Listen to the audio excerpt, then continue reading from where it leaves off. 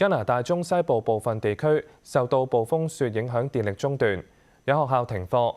暴風雪逐漸移向安省同魁省，預計最少持續到星期五下晝。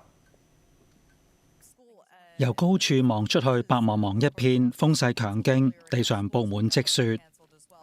暴風雪導致公路能見度接近零，緬省多條高速公路關閉。溫尼伯所有學校罕有咁因為天氣原因停課，對上一次係3年前。省內多個地區嘅學校亦都停課。喺沙省，市民忙於鏟雪。皇家騎警接獲超過130宗同天氣有關嘅求助，當中包括多宗撞車事故，最少1個人死亡。警方呼籲民眾小心駕駛。If you're setting out, make sure your vehicle is full of gas. Make sure that you have a cell phone in your car, that it's charged, and you have a charger packed. While you're stocking your car, please have emergency supplies there, including food and water. And slow down.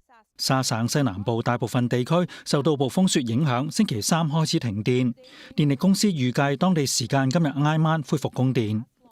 北極冷空氣正籠罩中西部省份，並且逐漸向東移。亞省、沙省、緬省同埋安省部分地區體感溫度下降到攝氏零下30度。